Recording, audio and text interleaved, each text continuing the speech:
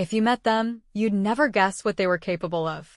My parents, Sylvia and Martin, were the kind of couple neighbors smiled at, always on time for church, always hosting summer barbecues with too much food and perfectly mowed lawns. From the outside, we looked like a picture-perfect family. And for a while, I believed it too. We lived in a quiet neighborhood nestled in the kind of suburb that boasted dog parks, coffee shops with chalkboard menus, and enough SUVs to form a convoy. Our house, white picket fence, blue shutters, two-car garage, stood at the end of a cul-de-sac like the final punctuation mark on a well-written sentence. I used to love that house. I used to think that loving it would somehow make it love me back. I was the only child for the first 5 years of my life. And for those 5 years, it felt like I mattered. My mother had this way of smiling that made you feel like the world had stopped just for you. My father would lift me onto his shoulders when we walked the block, pretending I was queen of the cul-de-sac. They used to call me Sunshine, as if my presence alone could change the weather. Those were the golden years.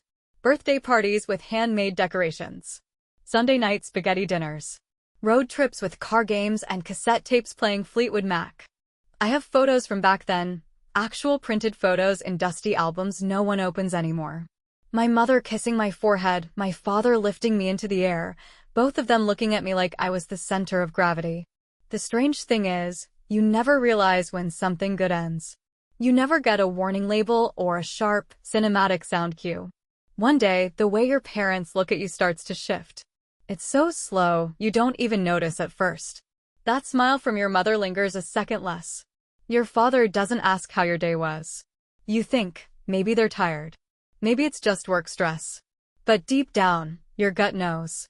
At school, I was the quiet one.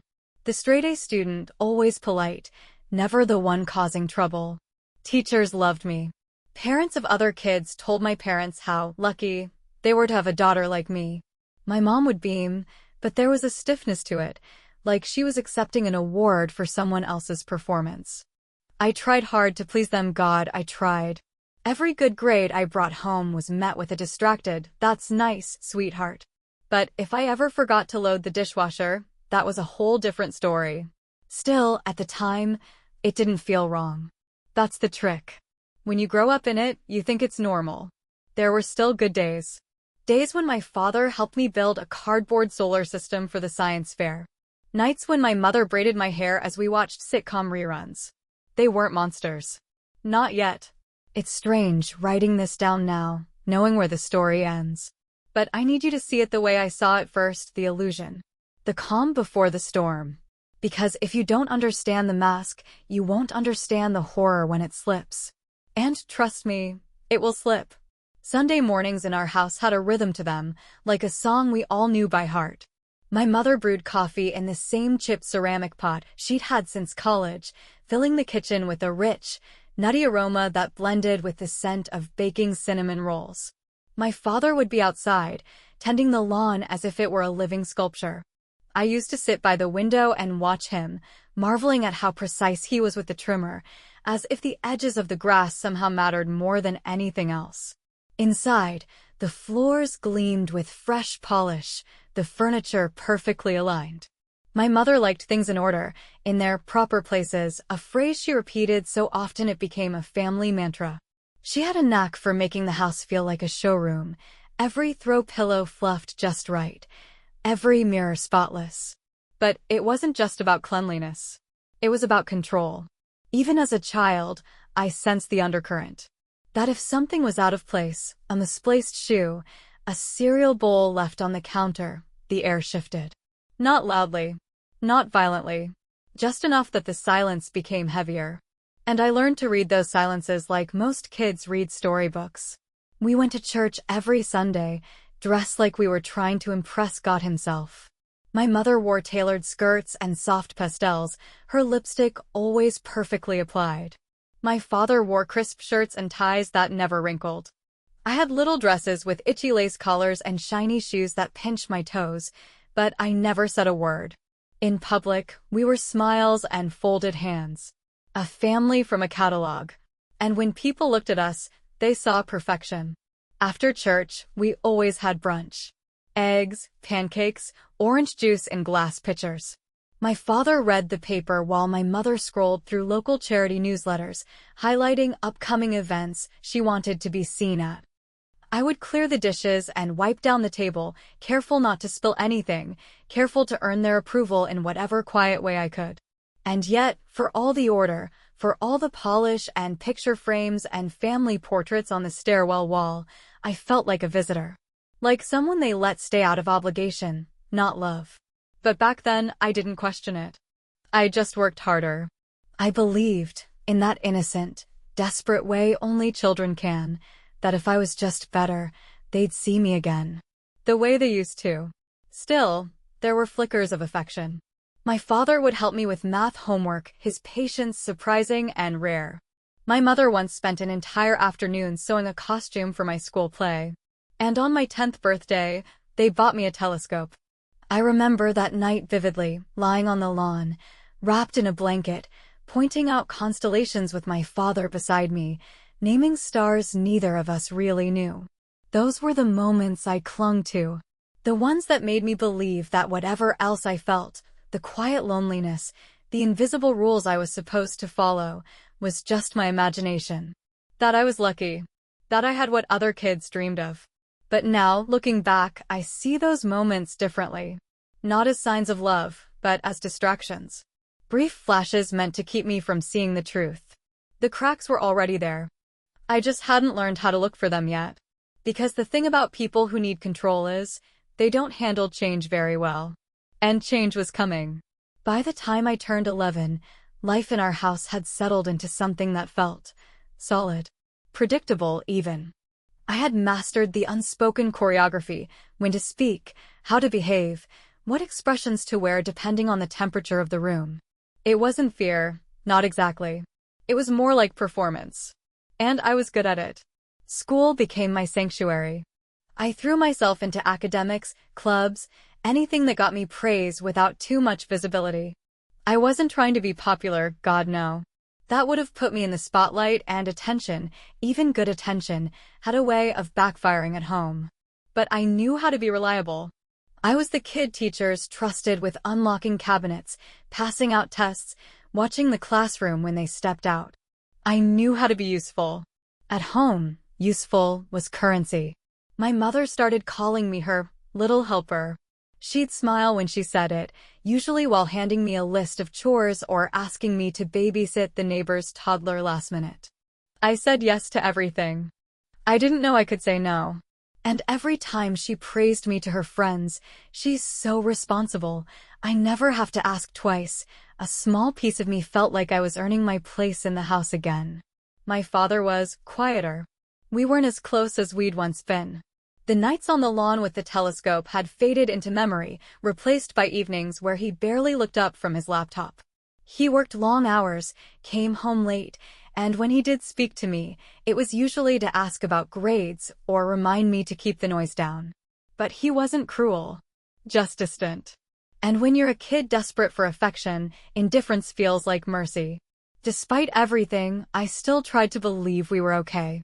That deep down, under the pressure and expectations and quiet detachment, we were still a family. That maybe one day, things would get easier again. That they'd smile at me the way they used to. And for a while, nothing really changed. Until the day my mother sat me down at the kitchen table, hands folded over her belly, and told me she was pregnant. I remember blinking at her, waiting for the punchline. Pregnant? At 42? She looked radiant, glowing in that way people always say mothers do. My father stood behind her, one hand on her shoulder, the other gripping his coffee mug like it was holding him upright. He looked uneasy. But she? She looked reborn. "Isn't it wonderful?" she asked, her eyes bright. "You're going to be a big sister." I remember nodding, smiling, congratulating them. I even hugged her. I don't know what I expected. Maybe that having a baby would bring us closer, that I'd be involved, needed, loved, even more. But what I didn't know was that the family I thought I still belonged to was about to change. That what I saw as solid ground was actually the surface of a frozen lake, thin in all the places I couldn't see. Because love, in our house, had a limit. And the moment my sister was born, mine ran out. Her name was Lila. She came into the world on a rainy Thursday morning, swaddled in pale pink and surrounded by the kind of cooing admiration I hadn't seen in our house for years. My mother wept when she held her. My father called her his little miracle. The room, the whole house, changed the moment she arrived, like someone had turned up the brightness and cut me out of the frame. At first, I didn't think much of it. Babies demand attention. I figured things would settle after the novelty wore off, that we'd all find a new rhythm. I tried to help. I changed diapers, warmed bottles, learned how to soothe her when she cried. I stayed up during long nights so my mother could rest. I earned the title of second mommy within weeks. But then the little things started. They stopped asking how my day was. Stopped coming to my school events. I remember walking out of a spelling bee I'd won first place, ribbon and all, searching the crowd for their faces. They weren't there. I came home to find my ribbon tucked into a drawer next to expired coupons. My mother hadn't even opened my backpack. Lila had a fever, she said absently when I asked. We couldn't make it, sweetie. Sweetie. The word didn't land like it used to. It sounded like a reflex. An afterthought. And it kept happening. Soccer game? Missed. Honor roll ceremony? Forgotten. It was like the second my sister drew breath, my presence in the family had become optional. Everything became hers, my mother's affection, my father's attention, the household budget. Lila got the new toys, the new clothes, the freshly painted nursery in soft lavender with glow-in-the-dark stars on the ceiling. Meanwhile, I was still using the same chip desk from 5th grade to finish high school essays. I didn't complain. Not then. I kept thinking they'd notice. That if I worked harder, gave more, stayed useful, they'd turn back to me. But it only got worse. One night, I came home from tutoring to find my bedroom, my sanctuary, had been redecorated. Half my books were boxed up to make space for Lila's toys. My posters were gone, replaced with pastel canvas prints. My mother was standing there, arms crossed like I'd inconvenienced her by showing up. She needed more play space, she said flatly. You're almost grown. You don't need all this clutter. Clutter. That was what my childhood had become. My father didn't even look up from the TV when I protested. Don't make a scene, he muttered. You should be happy to share. It builds character. I wasn't angry yet. Not really. I was hurt. Confused. It wasn't just that they prioritized Lila. It was the way they started looking at me, like I was in the way. Like I was competition for something I didn't even know I was trying to win. And the most twisted part? I still loved them. I still woke up early to pack lunches. I still cleared the dinner table and helped Lila with her reading. I still waited for someone to say, "We see you." But they didn't. And soon enough, I stopped expecting them to. I got my first job when I was 16. It was at a tiny bookstore sandwiched between a laundromat and a bakery that smelled like burnt sugar and flour. The pay was pitiful, minimum wage with just enough hours to barely call it part-time, but I took it anyway. I needed space. I needed something that was mine. At first, my parents didn't even notice I was gone most afternoons. When they finally asked, I told them I'd taken the job to gain responsibility. That word lit my mother up like a Christmas tree. That's the spirit, she said. Lila could learn from your example someday. I smiled, tight-lipped, and returned to shelving paperbacks. In reality, I was saving every dime I could. By the time I was 18, I had 2 more jobs. Weekends at a cafe downtown and freelance tutoring during the week.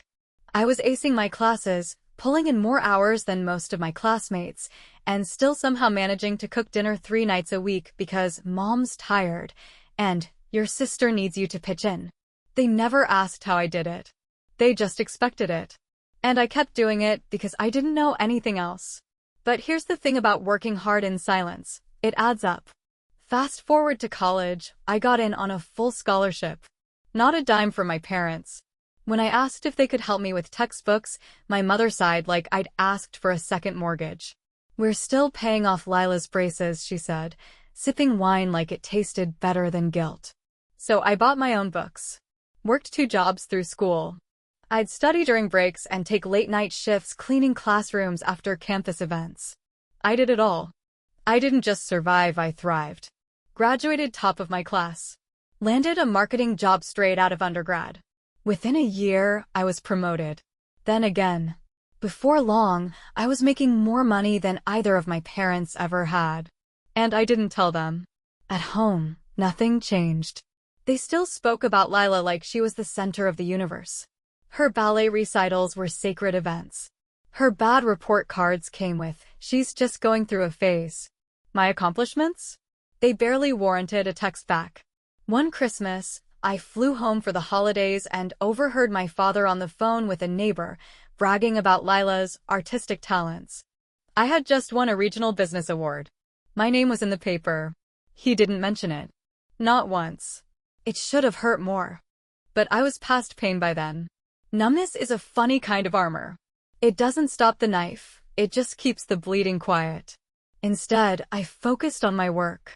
I learned how to negotiate, how to read contracts, how to build passive income streams. I invested early. Bought a condo in cash by 26. People around me started to notice, not just for what I did, but how I did it. Clean, quiet, relentless. My parents knew I was doing well, but I kept the real numbers to myself. Let them think I was just comfortable, maybe a little lucky. I had learned, by then, the power of being underestimated. They still asked for help, of course. "Can you send a little money for Lila's college prep? Do you mind covering the car repair bill? Your father's blood pressure meds are getting expensive." I sent it. I always did. I told myself I was being kind. That helping them meant I was better than how they treated me. But every transaction left a mark. Money has a memory. Every dollar I gave to them, every sacrifice I made, etched a record I couldn't ignore forever. I didn't know it yet, but I was building something. Something bigger than revenge. I was building proof.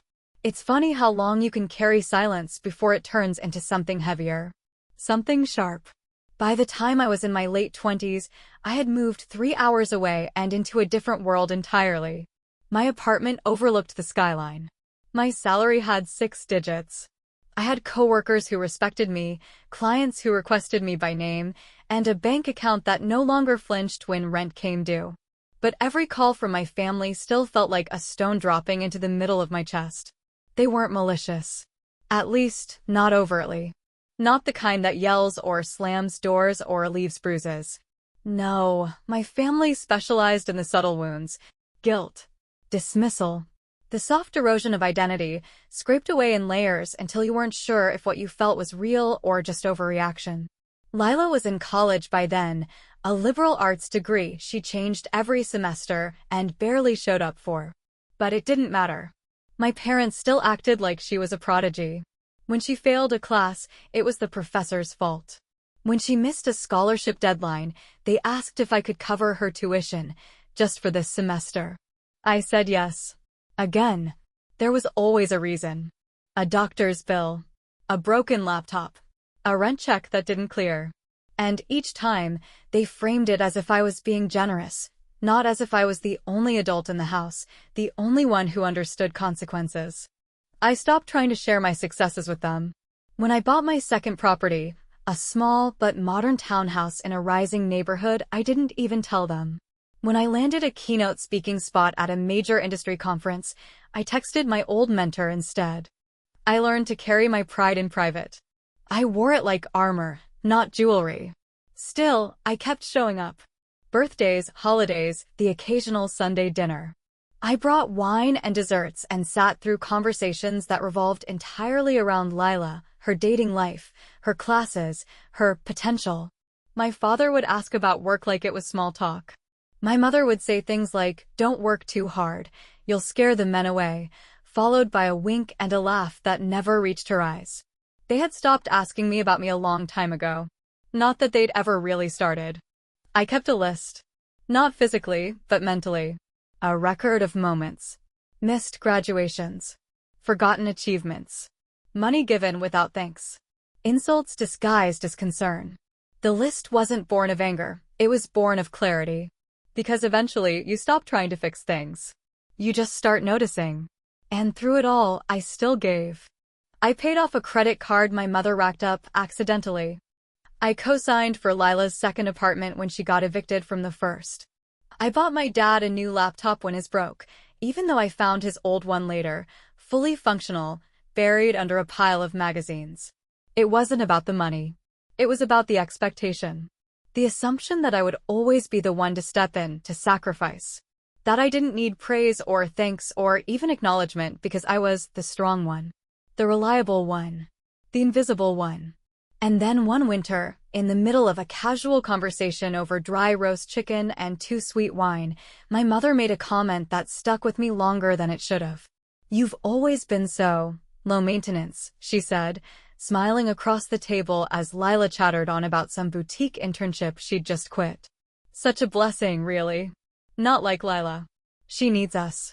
I just nodded, pretended to sip my wine. But something cracked a little inside me that night. A quiet break, like glass beneath a rug, subtle, but sharp enough to bleed. I wasn't angry yet, but I was close. I bought them a house. It wasn't some grand reveal with confetti and champagne. It was quiet, intentional, surgical. I spent months searching for it. Not a mansion, nothing flashy. But it was nicer than anything they had ever owned.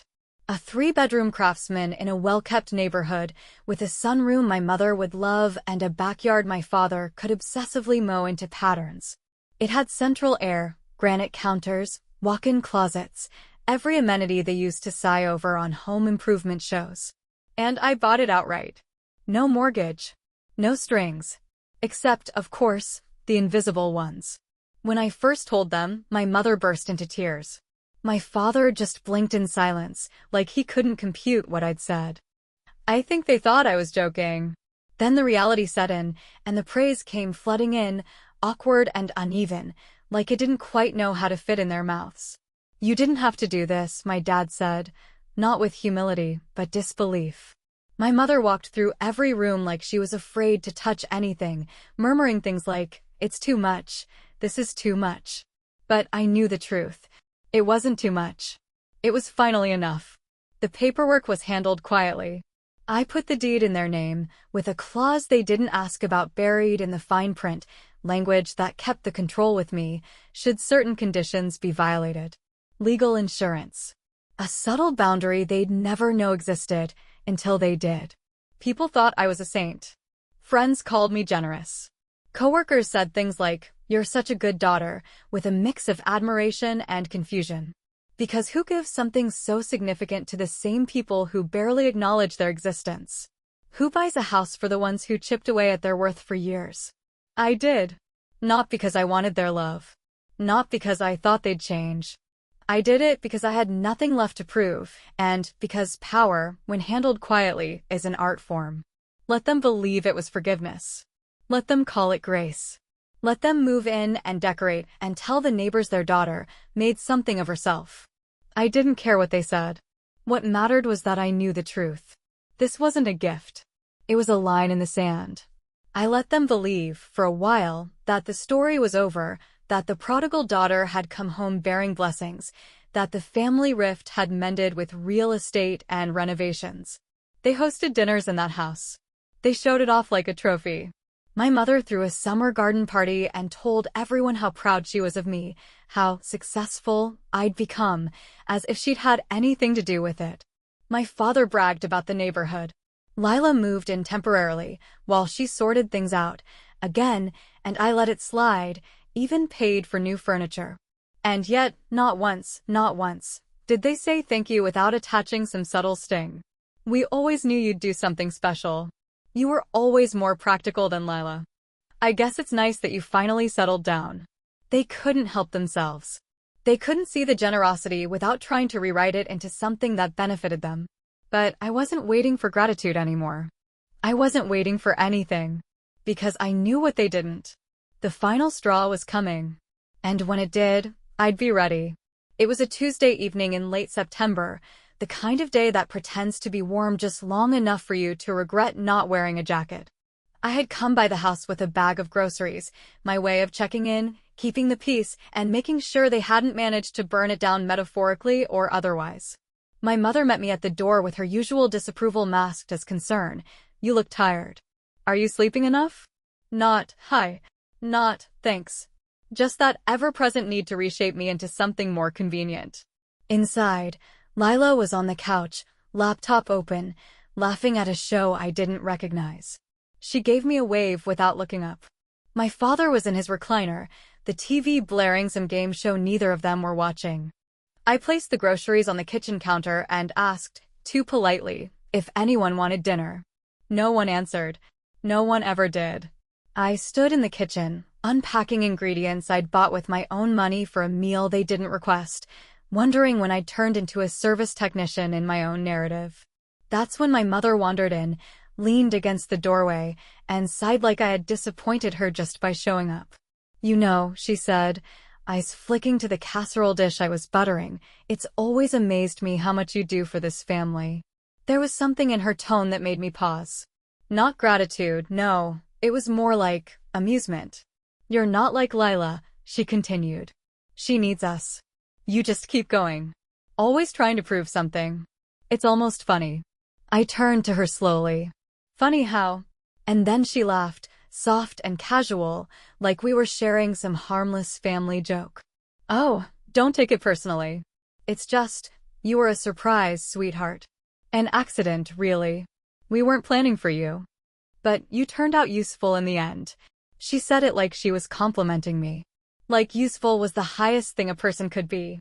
Her eyes didn't waver. Her voice didn't shake. Just those words, flat and brutal and carelessly honest. A mistake. Useful in the end. I didn't speak. I didn't scream. I didn't cry. I just stood there, holding a block of cheese in my hand, trying to remember how to breathe. Something snapped in me, not loud, not dramatic. Just a quiet break, like a bone that had been fractured for years, finally giving way. I looked at her and realized I wasn't angry anymore. I was done. Done trying. Done fixing. Done being the emotional sponge for a family that had wrung me dry and still had the audacity to act like they were the ones doing me a favor. I had given them everything, a house, money, time, loyalty, and in return, I got reduced to an accident that happened to make her self-useful. The rest of the night moved like a dream. I finished dinner. I cleared the plates. I left without a word. I drove back to my own home quiet, clean, mine, and poured myself a drink. I didn't cry. I didn't tremble. I sat there, sipping whiskey in the dark, staring at the ceiling while something new unfurled inside me. It wasn't revenge. Not yet. It was resolve. Because now I had clarity. The kind you only get when someone you love tells you exactly what you are to them. And once you see that truth, you can't unsee it. You can only decide what to do with it. It didn't take long after that night for my plan to solidify. Honestly, I think it had been forming in the quiet corners of my mind for years. It just needed a catalyst, a single, poisonous sentence spoken with a smile. And now it had everything it needed. I waited 2 weeks. Not out of hesitation, but precision. I wanted it to hit harder. I wanted them to believe everything was fine, because that's what they'd always assumed I'd do, absorb, adapt, endure. But this time, I was done enduring. I called them one morning and told them we needed to talk. It's important, I said, tone clipped and polite. My mother sounded mildly irritated, like I was inconveniencing her midday yoga schedule. My father said nothing in the background. Lila, I assumed, was still asleep in the guest room of the house I bought. When I pulled into the driveway, my stomach didn't twist the way it used to. No dread. No anxiety. Just focus. I walked through the front door and saw them gathered in the living room, mid-conversation about some TV renovation show. My mother looked up with a faint smile. If this is about the fridge again, it's under warranty. I didn't sit down. I didn't remove my coat. Instead, I dropped a folder onto the coffee table. Legal documents. Copies of the original deed, the conditional clause buried in the transfer language, and the formal notice of revocation of residence, signed, sealed, already approved by my attorney. You need to leave, I said, my voice as steady as a surgeon's hand. Silence. My mother blinked. My father finally looked up from his phone. Lila emerged from the hallway in pajama shorts and a mug that probably wasn't even hers. What? My mother scoffed. Is this some kind of joke? No, I said. You have 30 days to vacate. I'm reclaiming the property. This is our home, my father said, standing now, voice rising. You gave it to us. No, I replied, my tone sharp now. I loaned it to you under specific conditions. And those conditions have been violated. My mother's jaw clenched. Because I said you were a surprise? That's just how people talk. No, Mom, I said, cutting her off for what may have been the first time in my life. It's not about what you said that night. It's about everything that came before it. Years of being your fallback plan. Your piggy bank. Your emotional punching bag. You don't get to call me a mistake and still live in a house I paid for. Lila rolled her eyes. This is dramatic. You're just jealous. You always have been. That was the last straw. I turned to her, my voice cold and deliberate. You've lived off me for years. You've never held a job longer than 6 months. You've cost me tens of thousands of dollars. And I never said a word until now. So if you think I'm jealous of you, you're delusional. They all spoke at once. Excuses. Denials. Please. My father even tried to play the martyr, saying how hard he worked in the 90s to keep food on the table. My mother cried, saying she did her best. Lila accused me of betrayal, of tearing the family apart. But I didn't waver. You taught me to be strong, I said, walking toward the door. You just didn't expect me to be strong enough to leave you behind. I paused with my hand on the knob and turned back once. I don't want to hear from you again. Don't call. Don't text. Don't show up. If I get so much as a knock on my door, I will file for a restraining order and enforce it with everything I have. You can't mean that, my mother whispered. But I did. Every single word. I opened the door and stood aside, staring at them like the strangers they had become. You have 30 days. After that, I will legally and forcibly remove you. Get out of my house. And then I left. That door? It hasn't opened for them since. They didn't believe me. Not at first. I suppose they thought it was a bluff, some dramatic performance I'd pull back from at the last second, like I always did. After all, I had spent my entire life folding myself into smaller and smaller spaces just to keep them comfortable. Why would this time be any different? But the paperwork didn't lie. The notice was binding. The deadline was real. And as the 30 days ticked down like a doomsday clock, the calls started. First, it was my father. Let's be reasonable, he said, using the voice he reserved for handling clients or calming down telemarketers. We don't need to burn bridges over a little family tension. I didn't answer. I let the voicemail play out while I sipped coffee in my office, watching the city buzz beneath me. He left 3 more messages, each one more desperate than the last. Then came my mother. Her tone was different, measured, soft, the kind of sorrowful pleading she probably thought would tug at my heartstrings. I didn't mean what I said. You know that, don't you? You've always been so sensitive, and then, the kicker, you're still our daughter. It made me laugh, the kind of laugh that sounds like it's breaking in your chest. Still their daughter. As if biology was enough to overwrite years of being discarded, ignored, used. Lila texted. Short, passive-aggressive bursts like I owed her more explanation. Wow! So this is who you are now. Followed by, you think money gives you the right to be cruel? And my personal favorite, after everything we've done for you. That one I screenshotted. I might get it framed someday. Eventually, the tone shifted. From arrogance to disbelief to bargaining. A week before the move-out deadline, I got a handwritten letter. My mother's cursive, neat as ever, sealed with a wax stamp like this was some royal apology. She told me the house felt, haunted now, that every corner reminded her of her mistake, not just her words, but her years of falling short. She said Lila cried herself to sleep, that my father had stopped watching his favorite shows. She told me that I was breaking their hearts. What she didn't say. Sorry. Not really. Not for the years. Not for the silence. Not for the sacrifices they took for granted until I put a price on them. And by then, it didn't matter anyway. Because I had found peace in something I never thought I'd feel. Distance. There's a stillness that comes when you finally stop trying to make broken people whole. When you stop throwing yourself into the fire hoping they'll see your light and not just use your heat. On the day they were required to leave, I drove by the house, my house, just once. A moving truck was backed into the driveway. Boxes were being loaded. Lila stood outside, arms crossed, sunglasses hiding whatever shame she might have carried. My mother sat on the porch, clutching a tissue. My father wasn't in sight. I didn't stop. I didn't roll down the window. I didn't wave. They didn't see me. That was poetic in a way. They never really had. That evening, I changed the locks. I had the security system reinstalled under my own name and activated the camera feed notifications on my phone. I updated the legal documents with my lawyer, who simply nodded and said, "About time." I poured myself a glass of wine, curled up on my own couch, and watched the house sit in quiet stillness on my screen. Mine again. Completely, irreversibly mine. They still tried for a while. Emails.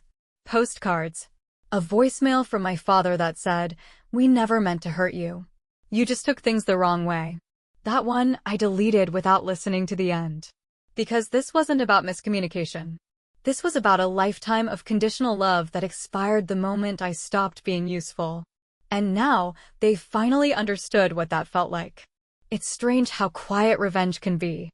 Not the kind with slammed doors or screaming matches or dramatic exits in the rain. No, the real kind, the kind that sticks, comes softly. It settles like dust after a demolition. I didn't expect peace to be so still. I thought I'd feel triumphant, maybe even victorious. But what I felt, sitting in my house after the locks were changed and the silence returned, was something else entirely. A steady, anchored calm. Like my body finally believed it was safe. 8 months have passed since I forced them out. I don't replay the confrontation in my mind the way I thought I would. I don't need to. It's over.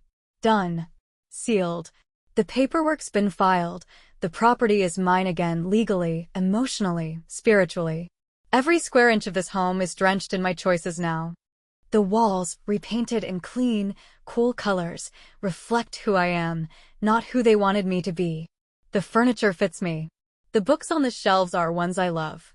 No more fake smiles over dinner. No more Lila's expensive crap taking over my space. No more subtle criticisms about my clothes, my job, my life.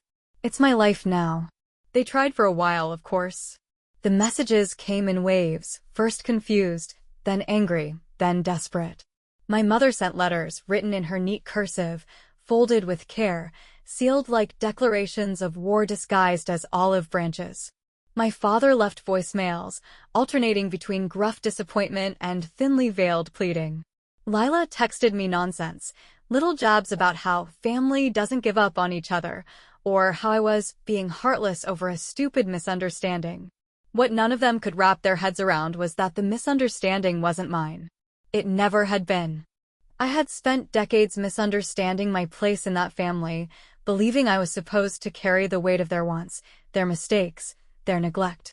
But not anymore. I ignored them all. Eventually, the noise stopped. Maybe they realized I wasn't bluffing. Maybe they finally understood that I didn't slam the door, I locked it. And I wasn't going to open it again. Word got around, as it does. A few cousins tried to play mediator. One even called me brutal, said I'd regret this when I was older.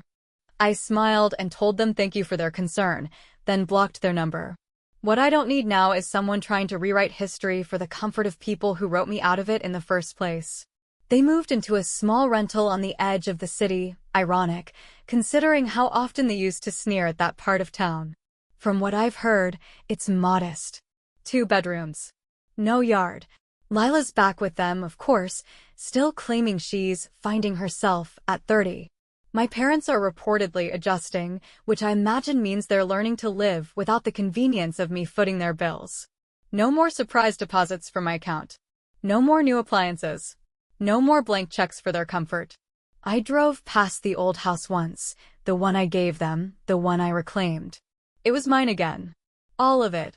The lawn was neat. The siding had been power washed. The garden out front, which my mother used to insist needed her touch, looked better than it ever had under her care. That day, I came home, poured a glass of wine, and stood in the sunroom as golden light spilled across the hardwood floors. These were the same floors she once criticized for being too dark. I loved them now more than ever. Every creak beneath my feet reminded me that I had taken my power back, not in anger, but with intention. The revenge wasn't the eviction. It wasn't the silence or the legal muscle or the frozen smiles at the courthouse. The real revenge, the one they'll never fully comprehend, was in the life I rebuilt without them. In the joy I now wake up with. In the peace that greets me every morning. In the knowledge that I don't owe anyone an explanation for protecting my own damn soul. I sat at my kitchen island last week, laptop open, contract signed, a new deal in place that would launch my career even higher. I looked around and realized something that stopped me cold. There wasn't a single item in this house I hadn't chosen. No hand-me-downs. No gifts laced with guilt. No shadows of them in my space. Just me. Every square inch of this house, this life, this freedom earned. That night, I picked up my phone, scrolled through my contacts one last time. Mom. Dad. Lila. I hovered for a moment.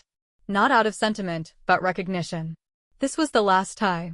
The final echo of their presence in my world. Delete. Delete. Delete. The screen blinked, then cleared. I stood and walked to the window, breathing in the stillness of my space. No wait. No noise. No more second place. Outside, the city moved on, its rhythm indifferent and alive. And inside, for the first time, so did I.